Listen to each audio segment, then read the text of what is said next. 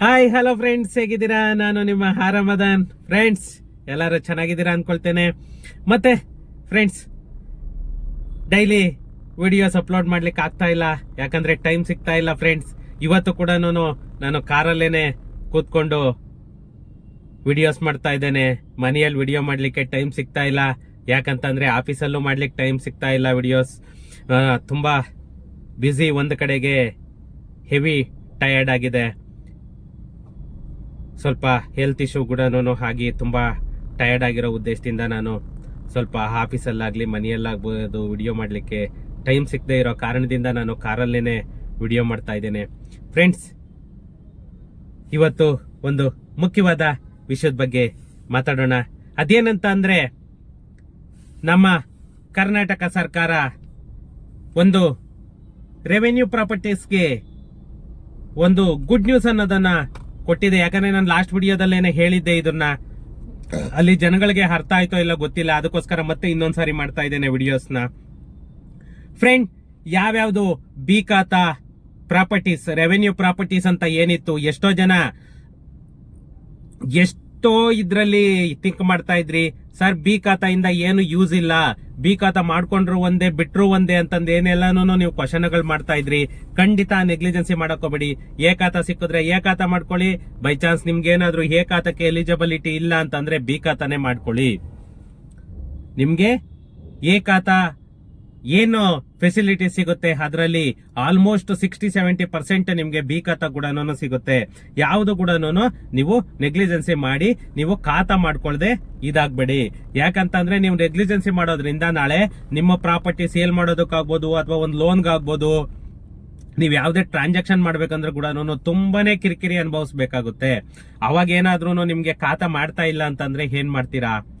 ಒಂದು ವೇಳೆ ಏನಾದ್ರೂ ಸಾಫ್ಟ್ವೇರ್ ಪ್ರಾಬ್ಲಮ್ ಆಯ್ತು, ಒಂದು ವೇಳೆ ಸರ್ಕಾರನೇ ಏನಾದ್ರೂ ರೂಲ್ಸ್ ಚೇಂಜ್ ಮಾಡ್ತು, ಅದರಿಂದ ಯಾರು ಕೂಡ ನೆಗ್ಲಿಜೆನ್ಸಿ ಮಾಡದೆ ಎಷ್ಟು ಬೇಗ ಆಗುತ್ತೋ ಅಷ್ಟು ಬೇಗ ನೀವು ಖಾತಾನ ಮಾಡ್ಕೊಳ್ಳಿ. ಒಂದು ವೇಳೆ ನಿಮ್ಗೆ ಏನಾದ್ರೂ ಅಲ್ಲಿ ಖಾತಾ ಮಾಡ್ಕೊಡ್ತಾ ಇಲ್ಲ ಅಥವಾ ಜಾಸ್ತಿ ಅಮೌಂಟ್ ಏನಾದ್ರೂ ಎಕ್ಸ್ಪೆಕ್ಟ್ ಮಾಡ್ತಾ ಇದ್ದಾರೆ ಅಂತಂದ್ರೆ ನನಗೆ ಕಾಂಟ್ಯಾಕ್ಟ್ ಮಾಡಿ. ನಾನು ಒಂದು ರೀಸನಬಲ್ ಅಮೌಂಟ್ ಅಲ್ಲೇನೆ ನಾನು ಯಾವುದೇ ವಾರ್ಡ್ ಆಗ್ಬೋದು ನಾನು ಖಾತಾ ಮಾಡಿ ಕೊಡ್ತೇನೆ.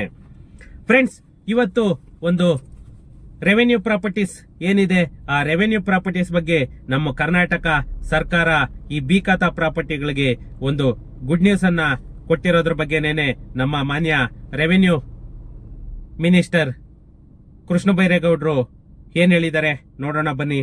ನಮ್ಮ ಬೃಹತ್ ಬೆಂಗಳೂರು ಮಹಾನಗರ ಪಾಲಿಕೆ ವ್ಯಾಪ್ತಿಯಲ್ಲಿ ಬರುವಂತಹ ಯಾವುದೇ ಒಂದು ಬಿ ಖಾತಾ ರೆವೆನ್ಯೂ ಪ್ರಾಪರ್ಟೀಸ್ ಅಂತ ಏನ್ ಹೇಳ್ತೀವಿ, ಆ ರೆವೆನ್ಯೂ ಪ್ರಾಪರ್ಟೀಸ್ಗೆ ಯಾವುದೇ ಒಂದು ನಕ್ಷೆ, ಯಾವುದೇ ಒಂದು ಪ್ಲಾನ್ ಅಪ್ರೂವಲ್ ಮಾಡಬೇಕು ಅಂತ ಅಂದ್ರೆ ಇನ್ನು ಮುಂದೆ ಬಿಡಿಎಗೆ ಅಥವಾ ಬಿಬಿಎಂಪಿಗೆ ಎರಡೂ ಕಡೆಗೂ ಹೋಗಿ ಹಲಿಬೇಕಾಗಿತ್ತು. ಅದನ್ನ ಇನ್ನು ಮುಂದೆ ನಿಮ್ಗೆ ಆ ಟೆನ್ಷನ್ ಇಲ್ಲ. ಇವಾಗ ಏನಿದ್ರು ಕೂಡ ನಿಮ್ಗೆ ಓನ್ಲಿ ಬಿಬಿಎಂಪಿ. ಯಾವುದೇ ಕನ್ವರ್ಷನ್ ಆಗ್ಬೋದು ಅಥವಾ ಯಾವುದೇ ಅಪ್ರೂವಲ್ ಆಗ್ಬೋದು, ನಿಮ್ಗೆ ರೆವೆನ್ಯೂ ಪ್ರಾಪರ್ಟೀಸ್ದು ಏನೇ ಮಾಡ್ಬೇಕಂದ್ರೂ ಕೂಡ ನಿಮ್ಗೆ ಇನ್ನ all the facilities getting in BBMP limit only, BBMP office only. ನಿಮ್ಗೆ ಬಿಡಿಎ ಬಿಬಿಎಂಪಿ ಎರಡೂ ಕಡೆಗೂ ಇಷ್ಟು ದಿನ ಹಲಿಬೇಕಾಗಿತ್ತು. ಯಾವುದೇ ಭೂ ಪರಿವರ್ತನೆ ಆಗ್ಬೋದು ಅಥವಾ ಯಾವುದೇ ಸ್ವತ್ತಿನ ನಕ್ಷೆ ಆಗ್ಬೋದು, ಈ ಫೆಸಿಲಿಟಿ ಎಲ್ಲಾನು ಮುಂಚೆ ಇದ್ದಿದ್ದು ನಮ್ಮ ಬೆಂಗಳೂರು ಅಭಿವೃದ್ಧಿ ಪ್ರಾಧಿಕಾರದಲ್ಲಿ ಮಾತ್ರನೇನೆ ಈ ಫೆಸಿಲಿಟಿ ಇದ್ದಿದ್ದು. ಇವಾಗ ಇದನ್ನ ನಮ್ಮ ಬಿಬಿಎಂಪಿ ಬೆಂಗಳೂರು ಮಹಾನಗರ ಪಾಲಿಕೆ ಇದಕ್ಕೆ ಪೂರ್ತಿ ಸೇವೆಗಳನ್ನ ಹಸ್ತಾಂತರಿಸಲಾಗಿದೆ.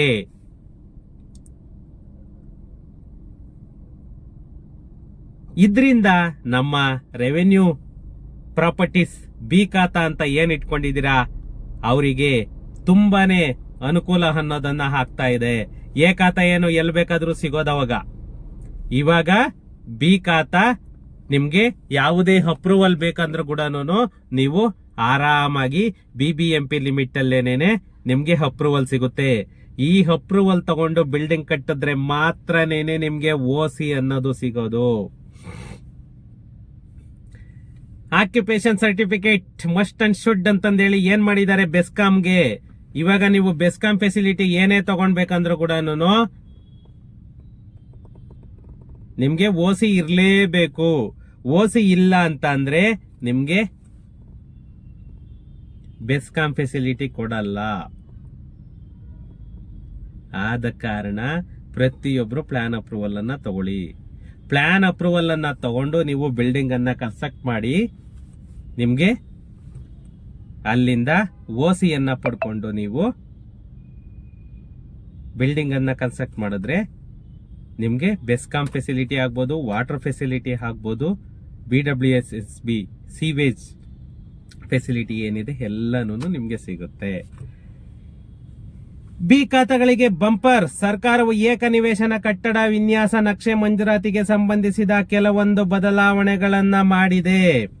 ಅದು ಏನು ಬದಲಾವಣೆ ಅಂತ ಅಂದ್ರೆ ನೋಡಿ, ನಮ್ಮ ಕರ್ನಾಟಕ ಸರ್ಕಾರ ಈ ಬದಲಾವಣೆಯನ್ನ ತಂದಿರೋದ್ರಿಂದ ನಮ್ಮ ಕರ್ನಾಟಕ ರಾಜ್ಯ ಸರ್ಕಾರದಲ್ಲಿ ಏನು ಅನಧಿಕೃತ ಮತ್ತೆ ರೆವೆನ್ಯೂ ಆಸ್ತಿಗಳು, ಬಿ ಖಾತಾ ಪ್ರಾಪರ್ಟಿಗಳು ಏನಿತ್ತು ಅದಕ್ಕೆ ಯಾವುದೇ ಕಟ್ಟಡದ ಮಂಜೂರಾತಿಗೆ ಅಲ್ಲೋಗಿ ಇಲ್ಲೋಗಿ ನಿಮ್ಗೆ BDN ಅಲ್ಲಿ ಹೋದ್ರೆ ಇದು ಅಪ್ರೂವಲ್ ಆಗಿಲ್ಲ, ಇದು ಏಕಾತ ಇಲ್ಲ, ಇದಕ್ಕೆ ನಿಮ್ಗೆ ಪ್ಲಾನ್ ಅಪ್ರೂವಲ್ ಕೊಡಲ್ಲ. ಯಾಕಂತಂದ್ರೆ ಇದು ಏಕಾತ ಆಗಿಲ್ಲ, ಬೆಟರ್ಮೆಂಟ್ ಆಗಿಲ್ಲ ಅಂತ BDAದವರು ವಾಪಸ್ ಕಳ್ಸೋರು. ಮೊದ್ಲಿಗೆಲ್ಲಾನು ನೀವು ಬಿ ಖಾತಾದ್ದು ಎತ್ಕೊಂಡೋದ್ರೆ ಪ್ಲಾನ್ ಅಪ್ರೂವಲ್ಗೆ. ಬಟ್ ಇವಾಗ ಆ ತೊಂದ್ರೆ ಇಲ್ಲ.